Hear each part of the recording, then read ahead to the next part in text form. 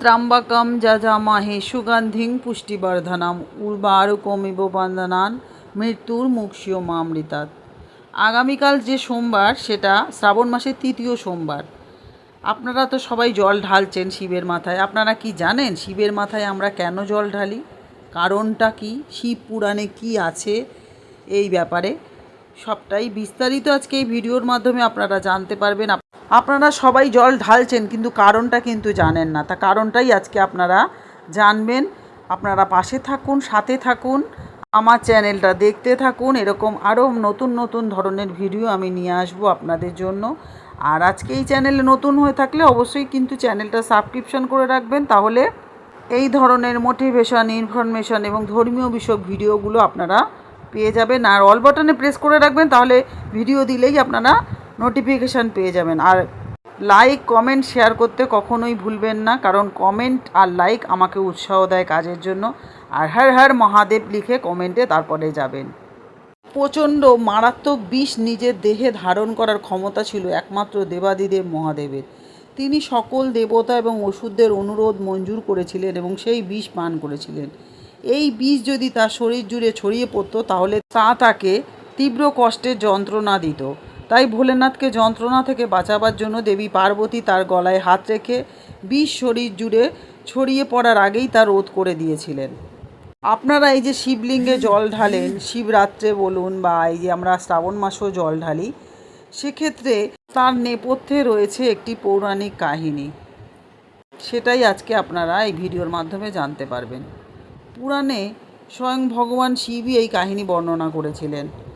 মহর্ষি ব্যাসদেব দাপর যুগে এই শিব পুরাণকে 18টি ভাগে ভাগ করেছিলেন। শিব শব্দের অর্থ হলো পরম কল্যাণকর এবং লিঙ্গ মানে হলো সৃষ্টি। সংস্কৃতে লিঙ্গ মানে প্রতীক। এইভাবে শিবলিঙ্গের অর্থ হলো শিবের প্রতীক। শিবলিঙ্গের ওপর আমরা জল ঢালি, তার কারণ হচ্ছে সমুদ্র মন্থনের সময় দেবতা এবং অসুররা যখন জীবনের অমৃত পাওয়ার জন্য দুধের মহাসাগর মন্থন শুরু করেছিলেন, তখন সেখান থেকে প্রথম যে জিনিসটি নির্গত হয়েছিল তা হলো হলাহল বা কালকুট অর্থাৎ বিষ।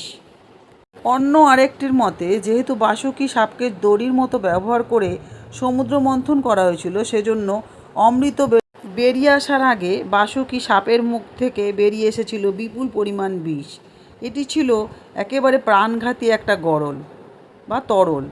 মহাবিশ্বের সমস্ত সৃষ্টিকে নিমেষের মধ্যে ধ্বংস করে দিতে পারত এই হলাহল বিষ। তাই দেবতা এবং দানবরা মিলেমিশে ভগবান শিবকে এটি পান করার জন্য অনুরোধ করেছিলেন। তিনি পান করে নিলে মহাবিশ্ব রক্ষা পাবে, এমনটাই বলা হয়েছিল ওনাকে। প্রচণ্ড মারাত্মক বিষ নিজের দেহে ধারণ করার ক্ষমতা ছিল একমাত্র দেবাদিদেব মহাদেবেরই। তিনি সকল দেবতা এবং অসুরদের অনুরোধ মঞ্জুর করেছিলেন এবং সেই বিষ পানও করেছিলেন। আর এই বিষ যদি তার শরীর জুড়ে ছড়িয়ে পড়তো তাহলে কিন্তু তা তাকে তীব্র কষ্ট এবং যন্ত্রণা দিত। তাই ভোলেনাথকে যন্ত্রণা থেকে বাঁচাবার জন্য দেবী পার্বতী তার গলায় হাত রেখে বিষ শরীর জুড়ে ছড়িয়ে পড়ার আগেই তা রোধ করে দিয়েছিলেন। শরীর জুড়ে হলাহল ছড়িয়ে না পড়লেও ভগবান শিবের গলায় থাকার দরুন তা গলাকে নীল করে দিয়েছিল এবং সারা দেহে প্রচুর তাপও উৎপন্ন হয়েছিল ভোলেনাথের। তাই ভগবান বিষ্ণু তার দেহের তাপ কমানোর জন্য দেবতাদের নির্দেশ দেন যে সবাই যেন শিবের ওপর জল ঢালতে শুরু করেন। আর সেই থেকেই এই জল ঢালা শুরু হয়। আর ঠিক এই কারণেই নীলকণ্ঠ অর্থাৎ ভোলেনাথের শরীরে তাপ কমাতে এবং তার ব্যথা প্রশমিত করার জন্য একটি জলপূর্ণ পাত্র সর্বদা শিবলিঙ্গের ওপর ঝুলিয়ে রাখা হয়। এটা আপনার চৈত্র মাসে দেখবেন। আর আমরা সারা বছরই কম বেশি ভোলেনাথের মাথায় জল ঢালি, তাই সেই জল পড়তে থাকে, ভগবানকে শান্ত করে, ঠান্ডা করে। এবার আপনাদের শিবলিঙ্গের মাথায় জল ঢালার একটু নিয়মটা বলে দিই। আপনারা যখন জল ঢালবেন তখন সর্বদা আপনার মুখটা যেন উত্তর দিকে থাকে। এটি শিবের বাম দিক। দক্ষিণ বা পূর্ব দিকে মুখ করা কিন্তু একদম নিষেধ। আর ভোলেনাথের পুজো কিন্তু কখনোই দাঁড়িয়ে করা উচিত নয়। সবসময় বসে মাথা নিচু করে শান্তভাবে জল নিবেদন করবেন। আর কি পাত্রতে দেবেন সেটাও বলি। তামার বা পিতলের বা রূপোর পাত্র ব্যবহার করা সবথেকে ভালো। প্লাস্টিক, লোহা বা স্টিলের পাত্র একদমই ব্যবহার করবেন না ভোলেনাথের জল দেওয়ার জন্য। আর পুজোর কাজে বাঁ হাত ব্যবহার করা নিষেধ। সর্বদা ডান হাত দিয়ে পাত্র ধরে জল ঢালুন। আর প্রয়োজনে বাঁ হাত দিয়ে ডান হাত হালকা ছুঁয়ে রাখতে পারেন।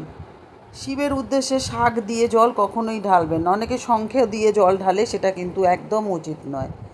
আর কিভাবে জল ঢালবেন সেটাও বলি। একসঙ্গে অনেকটা জল একেবারে দেবেন না, খুব আস্তে আস্তে ছোট ছোট করে। দেখবেন ওই যে অনেক ইয়েগুলো পাওয়া যায় না, নল টাইপের মুখগুলো, ওরকম আপনারা যদি ব্যবহার করেন তাহলে সব থেকে ভালো হয়। তাও আপনারা যদি এমনি ঢালেন, যে কোনো পাত্র যদি নেন, তামা বা পিতলের, তাহলে আপনারা একটু আস্তে আস্তে জল ঢালবেন। কীভাবে ঢালবেন? প্রথমে জলধারীর ডান দিকে অর্থাৎ গণেশের স্থান আগে দেবেন, তারপরে বাঁ দিক অর্থাৎ ওটা কার্তিকের স্থান, আর মাঝখানে আছে অশোক সুন্দরীর স্থান, এবং তারপরে আছে পার্বতীর হস্তকমলে জল দিন। সব শেষে শিবলিঙ্গের মাথায় মূল জল নিবেদন করুন। মানে এইভাবে ঘুরে ঘুরে এসে আপনার কিন্তু জল ঢালতে হবে, ওটাই কিন্তু আসল নিয়ম। আর জল ঢালার সময় অবশ্যই একটানা ওম নমঃ শিবায় মন্ত্রটা জপ করতে করতে কিন্তু জল ঢালার নিয়ম। আপনি অন্য মন্ত্র বলতে পারেন, ওম নমো ভগবতে রুদ্রায় নমো তৎপুরুষায় বিদ্মহে মহাদেব ধিয়ৈ তন্ন রুদ্র প্রচোদয়াৎ, এটাও বলতে পারেন, এটা গায়ত্রী মন্ত্র। তো এইভাবে আপনারা যে কোনো মন্ত্র ভোলেনাথের ব্যবহার করতে পারেন জল ঢালার সময়। যেমন ধরুন, তামা বা পিতলের লোটা বা ঘটি, স্টিল বা প্লাস্টিকের পাত্র কিন্তু একদমই নয়। সাধারণ পরিষ্কার জলের সাথে সামান্য গঙ্গা জল মিশিয়েও নিতে পারেন। শুধু গঙ্গা জল থাকলে সেটা তো খুব ভালো হয়। তারপরে আপনারা বেলপাতা দেবেন, বৃন্ত বা বোটা সহ একটা নিখুঁত বেলপাতা, 3টে পারলে 3টে, এবং সাদা বা যে কোনো ধরনের ফুল। সাদা ফুল ভোলেনাথ ভালোবাসেন, আপনারা জানেন, আকন্দ ফুল, ধুতরা ফুল, কাঁটা, টগর ফুল, এখন যেরকম যেরকম সাদা ফুল পাবেন সেগুলো দিয়ে করবেন। আর অভিষেকের জন্য আপনাদের লাগছে কাঁচা দুধ, মধু, দই, ঘি, চিনি, পঞ্চামৃত করবেন এইগুলো দিয়ে। এবার বলি আপনারা কিভাবে জল ঢালবেন। ভগবান শিবকে স্নান বা অভিষেক করানোর সময় অবশ্যই নিজেকে শুদ্ধ রাখতে হবে। প্রথমে শিবলিঙ্গকে ধুয়ে নেবেন কিন্তু অবশ্যই, তারপরে আপনারা পঞ্চামৃত নিবেদন করবেন। প্রতিটি উপাদান দেওয়ার সময় পুনরায় কিন্তু আপনারা জল দিয়ে ধুয়ে নেবেন। মানে ভগবানকে এইভাবেই কিন্তু স্নান করানোর নিয়ম। আপনারা দুধ দেবেন, ধোবেন, দই দেবেন, ধোবেন, এরম একটা একটা করে নিয়ম। এবং আমরা মন্দিরে গেলে সেটা পারি না, আমরা মন্দিরে গেলে একবারেই নিয়ে মিশিয়ে করি, যেহেতু ওটা আমাদের নিজের জায়গা নয়। বাড়িতে আপনারা চেষ্টা করতে পারেন এরকমভাবে। শিবলিঙ্গে কিন্তু কখনোই তুলসী পাতা, হলুদ বা কেতকী ফুল দেবেন না, এগুলো কিন্তু নিষিদ্ধ ভগবানের জন্য।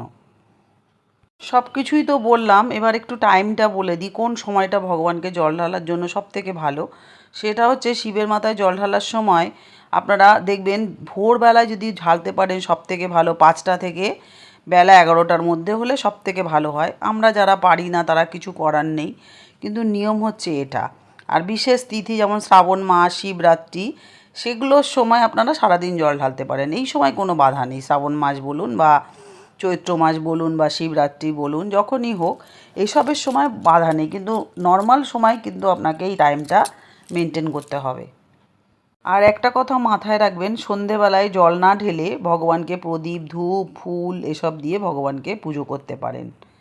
আর শ্রাবণ মাসে মানে এই মাসে আপনারা প্রতি সোমবার ভোর থেকে দুপুর পর্যন্ত ভক্তরা মন্দিরে বা বাড়িতে ভোর থেকে দুপুর অবধি জল ঢালতে পারেন। আশা করি ভিডিওটা আপনাদের ভালো লেগেছে। আপনারা মোটামুটি শিবের মাথায় জল ঢালার নিয়মটা পুরোপুরি জেনে গেলেন। এই ভিডিওর মাধ্যমে আপনাদের ভালো লাগলে সকলের সাথে শেয়ার করে দিন, সকলকেই তথ্য জানার সুযোগ করে দিন। কারণ ভোলেনাথকে সবাই জল ঢালেন, কিন্তু নিয়মটা অনেকেই জানেন না। নিয়মটা জানার জন্য তাদের জন্য ভিডিওটা খুব প্রয়োজন। তাহলে বলবো, এতক্ষণ আমার সাথে থাকার জন্য আপনাদেরকে অসংখ্য ধন্যবাদ। সবাই সুস্থ থাকুন, ভালো থাকুন, আনন্দে থাকুন। ভোলেনাথ সকলের মঙ্গল করুক। ওম নমো ভগবতে রুদ্রায় নমঃ। ওম নমো ভগবতে রুদ্রায় নমঃ। ওম নমো ভগবতে রুদ্রায় নমঃ।